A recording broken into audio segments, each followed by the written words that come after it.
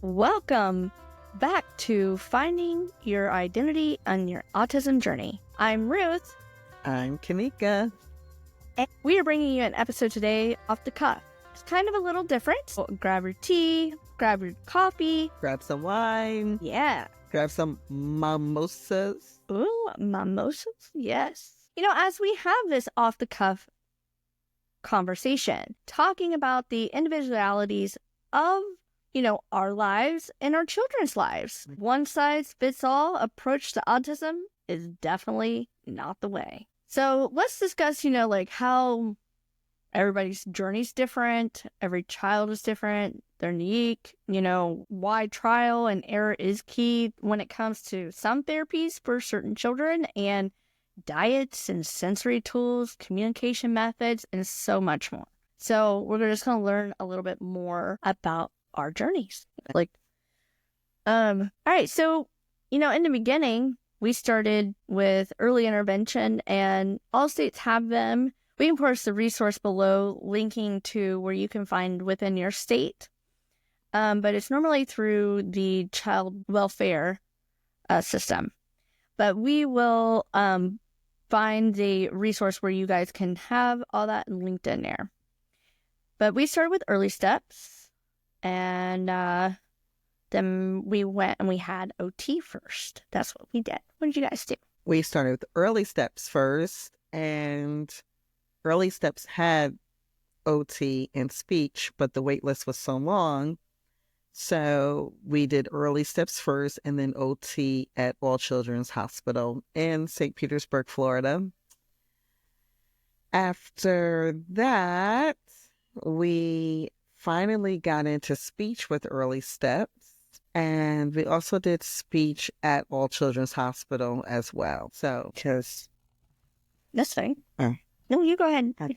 Yeah. So we were with early steps, and early steps had OT and speech. Their wait list was so long, so we did OT with All Children's Hospital, and then we were still on the wait list for speech with early steps, so we did speech therapy with a speech pathologist at All Children's Hospital in St. Petersburg, Florida.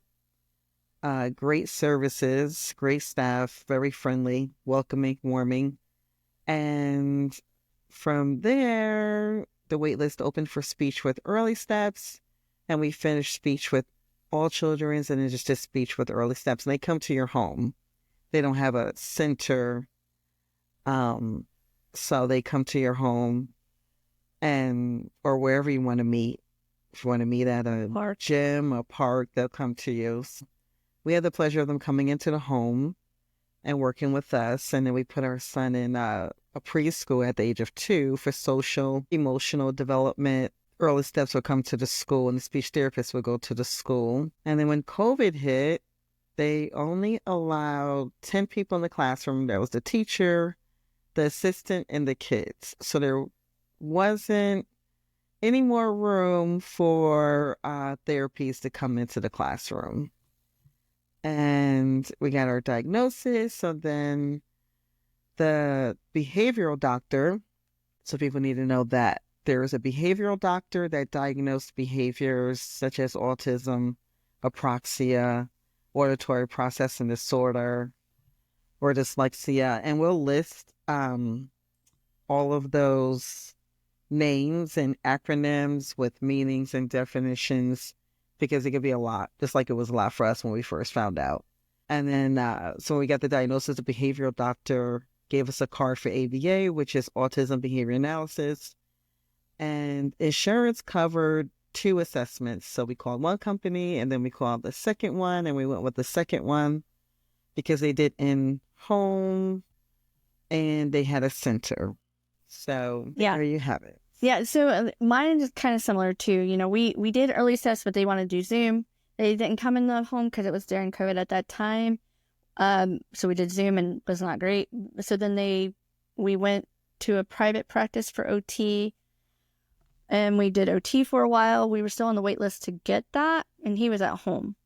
So he wasn't in a daycare because of COVID. He was in a daycare before COVID, but after COVID, during COVID, it all went away.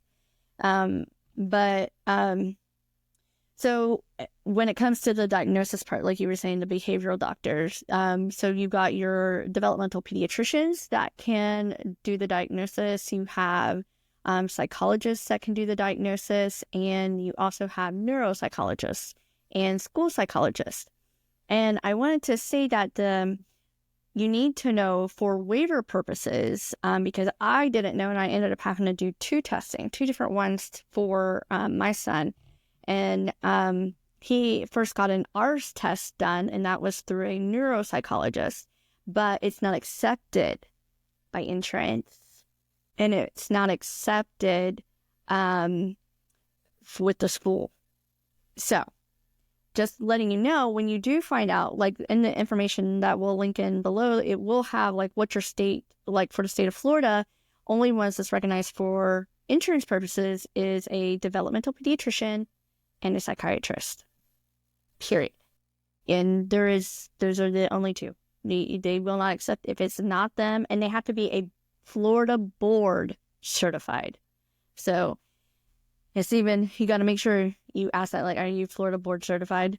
Because if you don't have that, and it's the ADOS test that insurance prefers, then under the DSM-5, and that's what I had to end up going and getting. But I did get the ball rolling, at least with the ARS testing through the neuropsychologist. It's just that although I got it, the insurance wouldn't pay for ABA because I didn't have the correct diagnosis, or what they would consider the correct diagnosis for their insurance. What is the correct diagnosis as opposed to... I know, right? Like the not correct diagnosis. For those who are probably like, what does she mean, the correct diagnosis? Like, and all it is has to do with insurance. Insurance companies want more money because the DSM-5, it costs more than the ours, the testing. What's the DSM-5? That's... So the DSM-5 is actually the model that they use to diagnose autism. Okay. So it's like a set of series. And then I can refer you guys back to, actually, we talked about the DSM-5 and identifying level 1 and 2 and 3. So those 3 episodes, I can also link those in the show notes also below. And it goes in a little bit more detail about the DSM-5 is, if you guys are just now listening first time to this one. And it talks about dual levels. Okay. So do you know if Jay has is he dual level, or does it, what is his diagnosis? Yeah. So we had two diagnoses from the first doctor. She worked with all children. But she was contracted through USF, University of South Florida. So that first one, she told us he was a 2. And then when we went to all children's for our appointment, they told us he was a 3. Okay. So 3 is the highest, and then you have 1. 1 is on the spectrum. So 1 can, like I said, in the episodes, it explains a little bit better, what the breakdowns are, because, I had to do research on that too, more to be able to, explain it better. Because they're functioning, but they still have some difficulties, and especially in the social norms with the 1s. 2s, they need a little bit more support, more directional. Sometimes communication is not always coherent or also available all the time. And then 3, they need the most support. A lot of hand over hand, a lot of prompting, redirecting, eloping. For those of you who don't know what eloping is, just think of when someone get married, they elope, they just take off, right? Run away. And that's what our kiddos do with autism, that elope, they take off. Yes. Some have a destination in mind and know where they are going, but don't have the communication to say, hey, I'm going to walk towards the ice cream truck. Instead, they just take off and go where they're going, knowing in their mind where they're going, but just not having the words to communicate where they're going. And then some do not have a destination in mind. They just want to take off and wander, explore, and see where the road takes them. And some of us can do that as adults. If we get lost, we're just like, okay, well, we'll just see where this road takes us. No destination in mind. Let's see where outcome. It'll be all right. Yeah. Right? We're back on the main road, I guess. So that's what we're talking about when it comes to elopement, because they're, like Kanika said, sometimes they know where they're going to go. They have a destination, and sometimes they don't. Sometimes in my son's case, he doesn't elope as often as he used to. But when he gets upset, like he just goes off and he just runs. And there is no destination in mind. He just wants to get out of whatever situation that he's into, so. He needs to run to escape. Yes. Escape. Whatever's going on. Yes. He's like, I'm just going to run. He's like, I'm out. I'm running. I'm leaving. So, yes. So, bringing it back to, the reasons why you need to know for your state, it also hinders, getting on certain programs such as Medicaid and even your Social Security benefits. If you're going to go that route in the future, you do have to have these certain testing done for that, because they're not going to accept it any other way.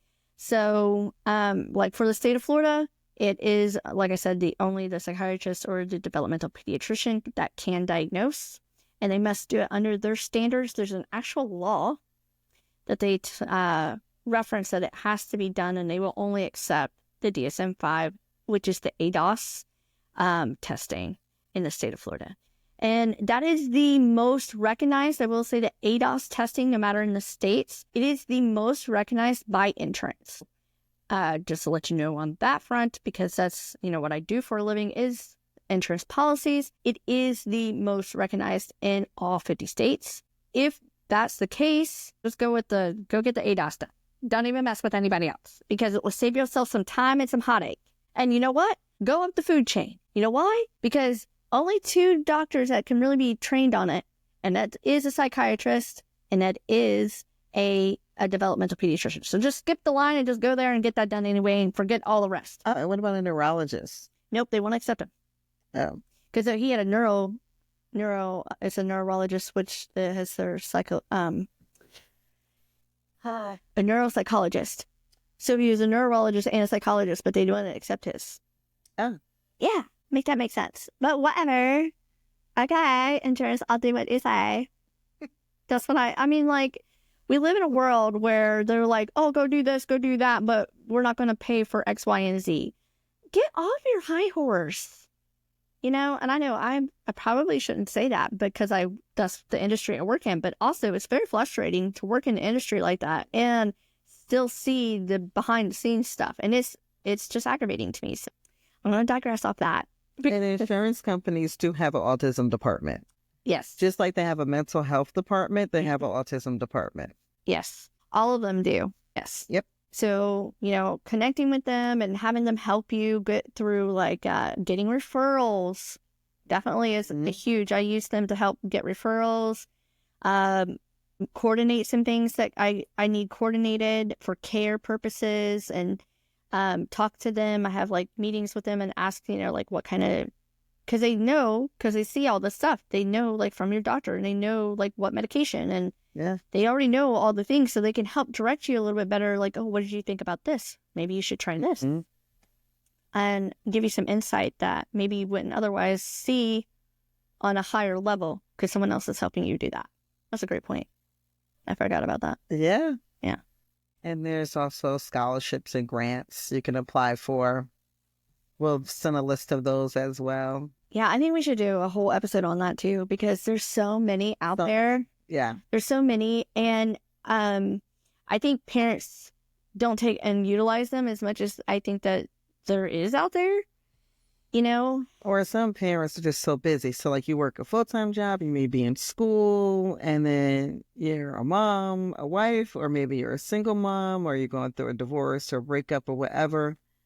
And there's, like, no time for self-care, let alone time to take the time to fill out paperwork. Oh, yeah. It's just filling out all the paperwork. And if they're asking for things you don't have at the moment, you're like, where's the Social Security card? Where's the birth certificate? Where's your diagnosis? And if you have it organized in folders, it's just getting that. And then the kids are home. Uploading it.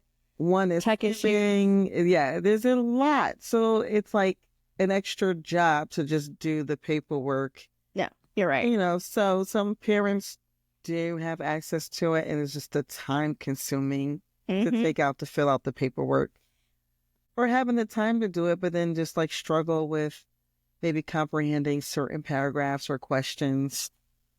Yeah. And, you bring up a good point because we're all doing different things. We're all doing, some of us have, more than one kid.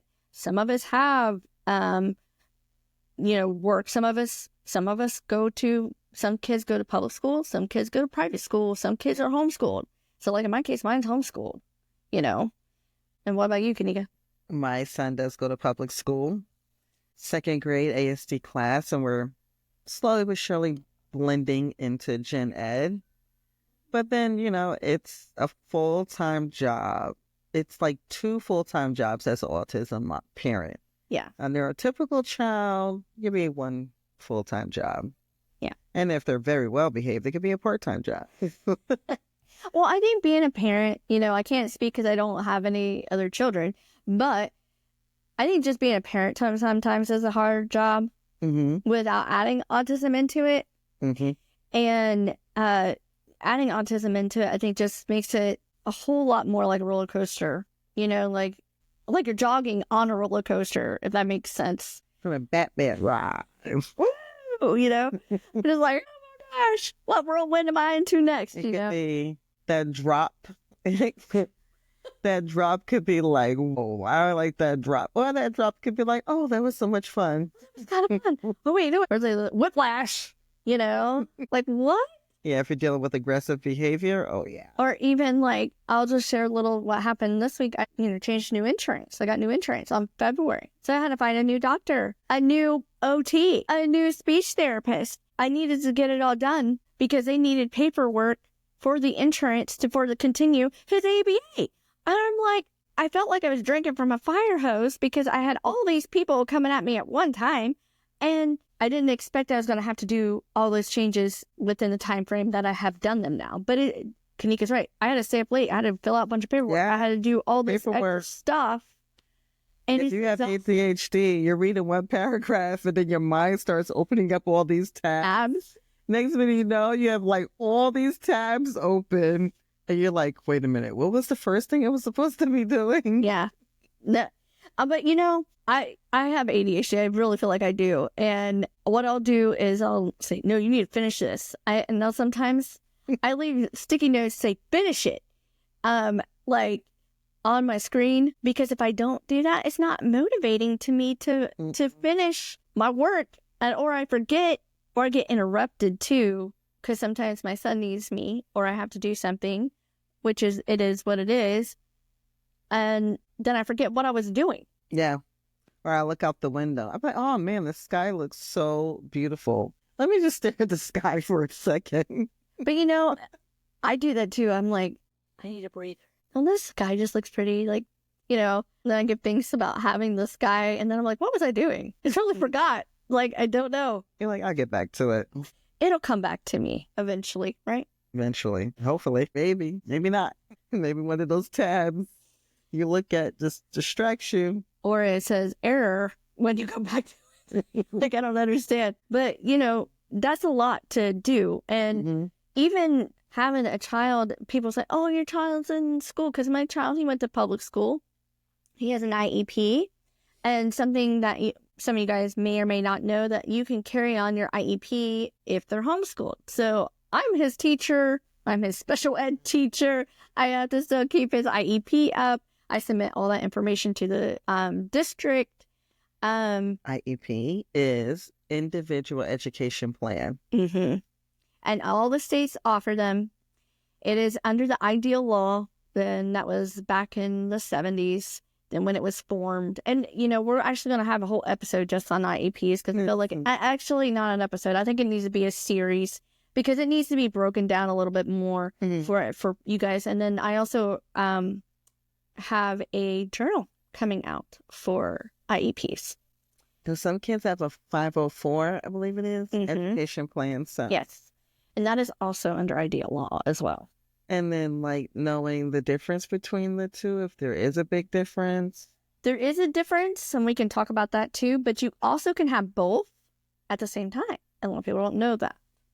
And I can talk about the whys you would want to have both, and the whys that you would want to just go with one or the other.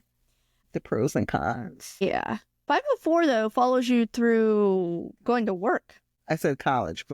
Yeah. College. You also have an IEP in college as well. Yes. Sometimes they call them, instead of IEPs, they call them special, they're called LSLPs, special learning plans, but they do exist in college as well. Sometimes they don't call them IEPs, so just to let you guys know that they are called special learning plans. Some colleges still call them IEPs and some call them special learning. Just the same as private schools. Private schools will accept IEPs.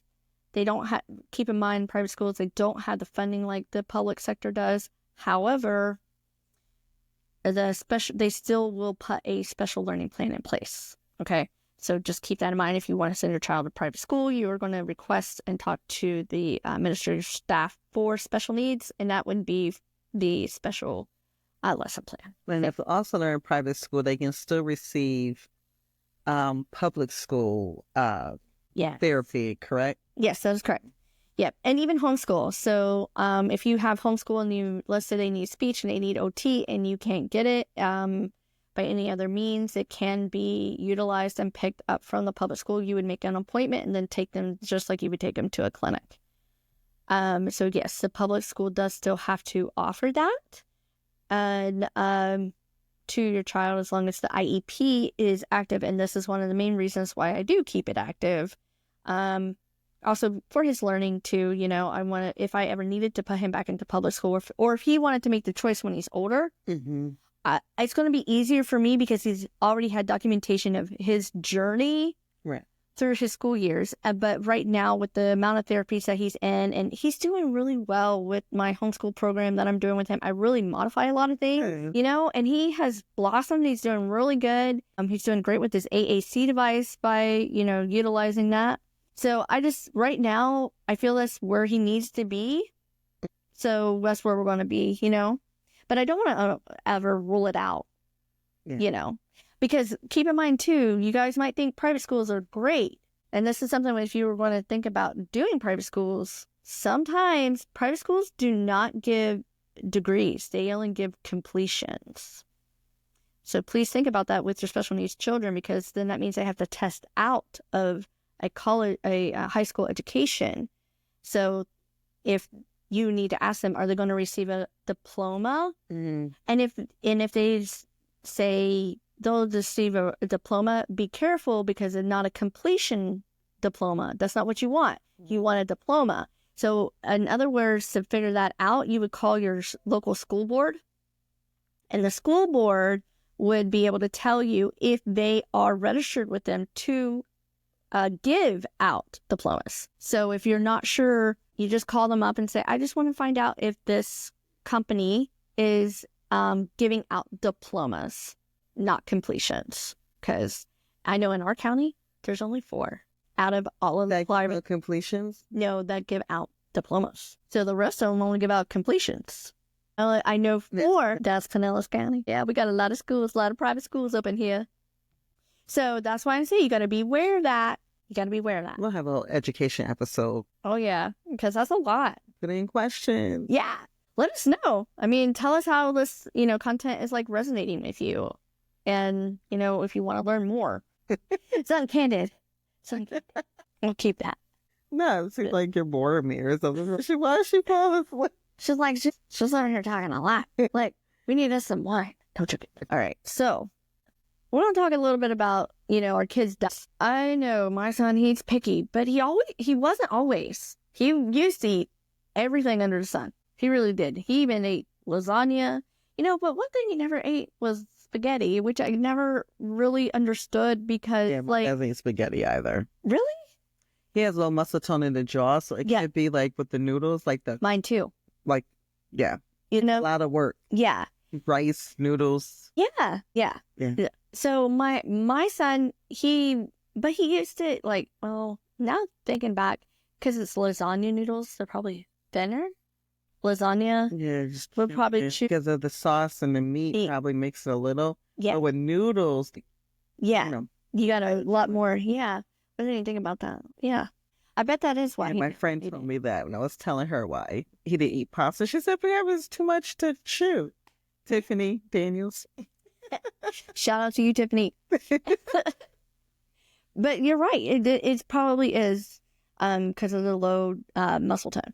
And he used to eat like all kinds of fruit. He used to eat, but he never was vegetables. He didn't like his vegetables.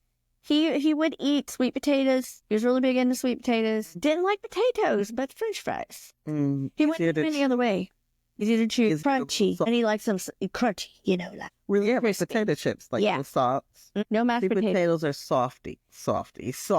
Yeah. Oh well, you know, and he liked any type of mashed potato. I mean, potatoes. Well, sweet potatoes. He liked them mashed. He liked them. You know, I used to cut them and just put butter and sometimes syrup and cinnamon on there. They're sweet. Yeah, he just eat the crap out of those. I used to make sweet potato pancakes. That sounds good. Oh gosh, they're good. They're so good. I did have sweet potato pancakes at Kissing Cousins. Oh, sweet potato cornbread. Oh my god, with honey butter. Oh god. Clearly, we're not picky eaters. Yeah. No. No. My husband calls me a goat. He's like, "You'll eat anything." I was like, "I know." Which is careful. He's like, "You're the goat." I'm the goat. I'm the goat. I mean, goats will eat car license plates. I don't know if I'd eat that, but I know that for a fact because our goats ate my dad's license plate off of his car. He got pulled over once. So, what happened to your license plate? The goat ate it, and the cop was like, "Well, I know something how to eat it because there's little marks. There's little, where you screw it in. Mm-hmm. Like there's pieces of metal, like something had ate it off. Yeah, screwed up license plate. You see the screws? Yeah, because I don't know how to tell you this, sir, but I think someone ate your license plate. Like I know it's a goat, but that's like kill them goats. But that's like I want to kill them goats. Oh my god. So yeah, my son's a picky eater as well. He did not like vegetables. He did eat all the Gerber baby food. And then I took him to an ENT doctor and his adenoids were enlarged. So they were removed June 21st, 2022 at All Children's Hospital. And after that, I guess he could taste and he just started eating a lot more. Although he had his first cheeseburger last year.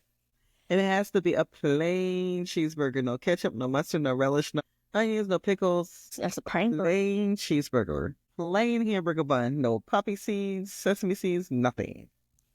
And then he eats the burger out of the bun, but still hold the bun in the burger. And then when the burger is gone, the bun is just on the plate. Very interesting. Mine won't eat a burger yet. He will not. He doesn't really eat meats. Like he used to. But then when he regressed, he stopped eating meats. He stopped eating a lot of things. That's good. It's not a lot of meat's not good for you. But no meat's not good for you either. And all he eats is cheese. Grilled cheese, that's fine. I wish I'd eat grilled cheese. He won't eat grilled cheese. He has to be grilled quesadillas. Oh. I make quesadillas for him. It's nice. Yeah. So sometimes I can put eggs in it. And I'll make an egg and cheese quesadilla. Okay. I like to add a little bit of garlic in my eggs so it's a little bit more zesty and has a little bit of flavor. He does. And I fry it in tallow. I fry his... So my point is to this, sometimes you can get, at a restaurant, a quesadilla. But if it ain't like Mom's, he's not going to eat it. Oh, that's even better. Yeah, but my son will only eat Publix mac and cheese. Publix mac and cheese? It's Publix good though. Is a franchise grocery store in the South, like South Carolina, North Carolina, Florida. I don't know about Louisiana. I don't think there's a Texas. Yeah, no, not in Texas. No. So like in New England, you have your Stop and Shop, Big Y. Mm-hmm. In a lot of places, Piggly Wiggly. So we have Publix, and he only eats Publix Gouda mac and cheese. He likes the Gouda. I like it. And other mac and cheese. I said the other. Yeah. Or it's the regular. The regular, mac. Like cheddar or something. It's good though. Yeah, Elijah will only eat that. Like sometimes, I can't get him to eat anything else. So breakfast is an egg and cheese quesadilla. Lunch is quesadilla. And then sometimes I try to get him to try something else, but he won't, and he'll go get the items for the quesadilla and bring them to me. He loves to help me cook. Okay, that's a good thing. Cooking. But he also scares me because now he thinks he can do it himself and he'll turn that stove on and everything. So I'm like, oh my. I'm like, okay, good job. Thank you for getting all the items. He does the food prep. Yeah, I'm like, you can get out the things and mommy turn on the stove. Mommy's not ready for you to turn on the stove. I didn't teach him how to turn on the stove. He watched me. Yeah. He's like, this lady's not making my quesadilla fast enough. I'll do it myself. He'll learn turning on the stove is only for when we're cooking. Yeah. Yeah. You know, he hasn't done it when he's not hungry. So that's a good thing. Yeah. We shall all eat when we're hungry. We shall turn the stove on and cook when we're hungry. And not just because. Yes. Yeah. So hopefully I don't have that behavior coming. But it could be. Like you said, I'll have to teach him that. And keep talking about it when I'm, we only turn it on and get it ready when we're preparing food. Make our quesadilla. That's right. And he likes to cut vegetables. He likes to cut them, not eat them. Cut them. Cut them. So. My son only likes feeling the texture of them. So he likes carrots. He won't eat them. He just likes to feel them. Tomatoes, same thing. He likes to feel it, not eat it. Mm-hmm. So some foods is just a texture thing to touch. It's almost like some foods are like a sensory toy for him. Yeah. And I've been looking at, we're in feeding therapy right now.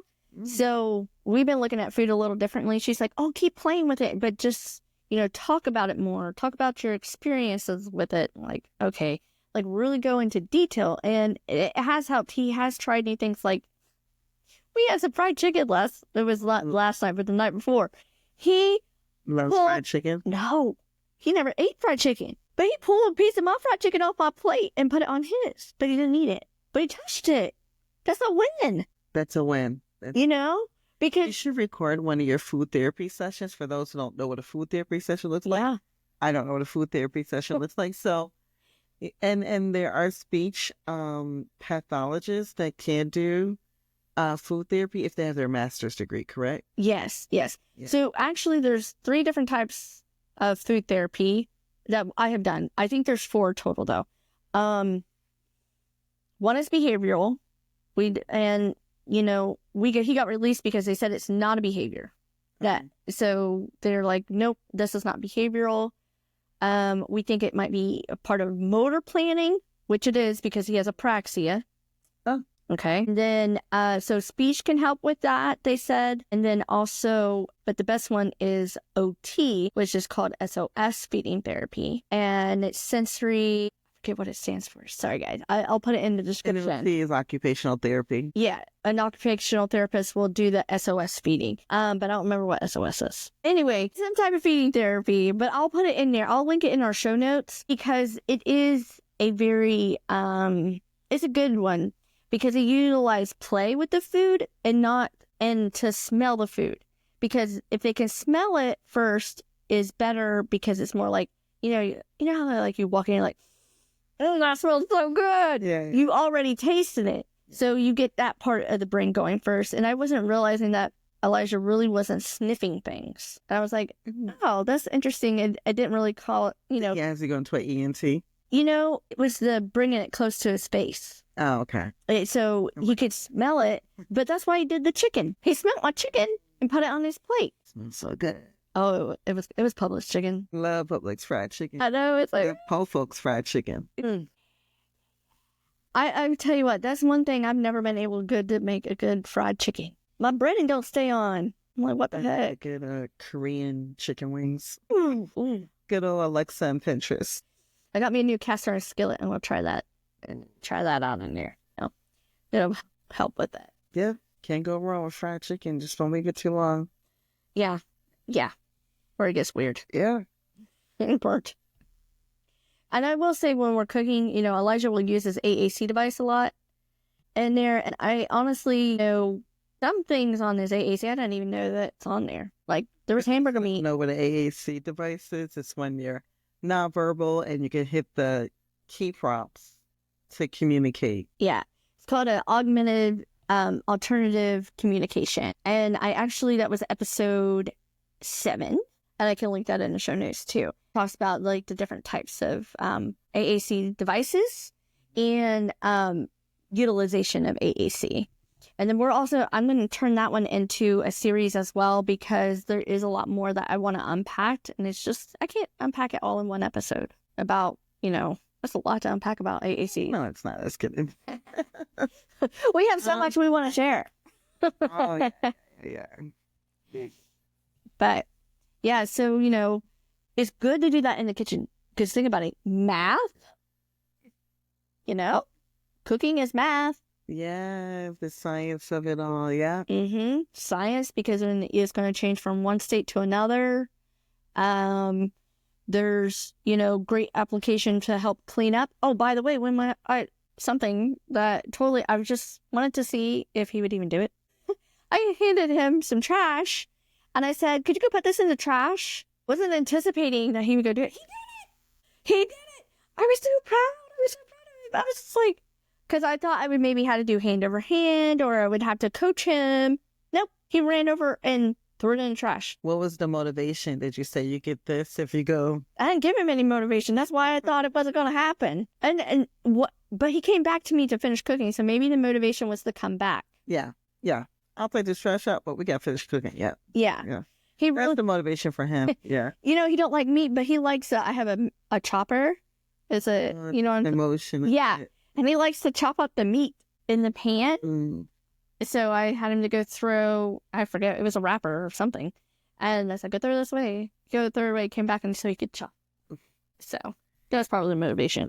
You finished cooking. I'm ready to eat. Yeah. But. We could talk forever. Yeah. Yeah. I would love for you guys to let us know if you find like this type, off the cuff conversations. If you guys really like those, we can do definitely more of these. I like having the dynamic of just being in our experience. And that maybe will help you guys connect to us more too. Just keep in mind that you're not alone. We're here together. We're here to help grow this community. And, it's not like we're in the early 90s. We were talking about this too, having a child, being diagnosed then. I mean, there was no internet. It was hard back then. Yeah, no Google. No. Google was born in 95. 95? No, I thought it was 2006. Google old. 1995? What? Okay. Yeah. Maybe that was Facebook was what, 2006 or something? 2005 was. Yeah, MySpace. I was like, why is Tom my friend? Who is this guy, Tom? I don't know you. He's like, I own this platform, lady. I don't know who you are. Beta MySpace. He starts off as everybody's friend, which I think is a great idea. That's a great idea. Because they want to start off with one friend. That's Tom. We could have been friends, Kanika, on MySpace back in the day. Now we telling our age. Oh my. Yeah. But Spaces, Facebook, Instagram, Snapchat, TikTok. My new obsession is Flip. So yeah. I gotta get some more information about Flip. Yeah, Flip is I got this from Flip. It's flipping good. It is flipping good. You get paid to watch videos, y'all. So yeah, you get paid. So it's like Facebook, but getting paid to scroll. I'm a scroller too. It's my scroller. I got off of TikTok. My scroller. It helps us, so we can make sure we're staying on topic. Even though sometimes it's still hard for us to stay on topic. Yeah. But go off on a tangent, and your tangent has a tangent, and then they're like, where you at? A field in the middle of nowhere. That's where we're at. What was happening? What was going on? So, yes, guys, leave us a comment. Please realize you're not alone on this journey. Give us feedback. Let us know what you want to hear. We have a lot of stuff in the works right now. A lot of changes are coming to our social media platforms. Also to we're getting ready to launch our own website, and we're going to go live on other platforms for our podcast. So there's a lot of things in the works, and we have also our guest speakers. We got some guest speakers lined up. And our roundtables, we're trying to organize those right now, and I'm hopefully having them before April, because of, April is our month. Well, and Autism Awareness Month. Yes, the most important thing. And there's also one day that's Autism Awareness Day. Yes. So I am trying to get that all ramped up before then. So please leave a comment, let us know what you want to hear. We would love to hear back from you. Yeah. Yeah. Feedback. We would love it. Good, Love it. bad. Yeah. Because, that's how we learn. And we're on this journey too, learning. Definitely learning how to do podcasts and how to get it out there. But we're doing it. Yeah. We're doing it. We're going to learn on this journey, just like moms. We didn't get no playbook. No direction. No. Were you prepared? There's no keep out of reach children. Safe space though. No. There's none of that. Those books that say what to expect. What to expect when expecting. I know. All the expectations weren't what I expected. Oh yeah. Yeah, that book out the window. No. It's not relevant. No. Your kid is a book. Yeah. Gotta learn that book. Be that PhD of your child, the captain of that ship. You gotta steer them in the right direction. And that's what we're hoping, that we can find the commonalities in our journey and our walk. Because you don't have to walk this road alone. All right, guys. Until next time. All right. See you later. Goodbye.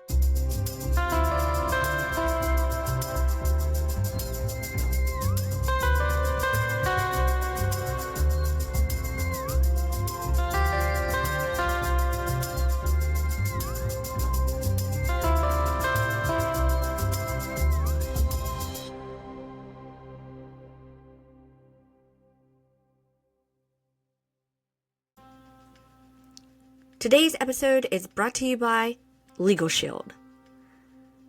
Because peace of mind starts with being prepared. As a parent and an advocate, I know how important it is to have access to legal support, especially when navigating the challenges of autism advocacy. With Legal Shield, you'll have 24/7 access to a dependable network of attorneys for advice on every IEP meeting and school accommodation to understand your rights as a caregiver. Also, those transitional times for guardianship and other legal matters, such as trust, wills, and other things. It is affordable and easy to use and designed to give you the tools needed to confidently face life legal challenges. Whether you are dealing with contracts, legal documents, or simply just need advice, Legal Shield is here to help.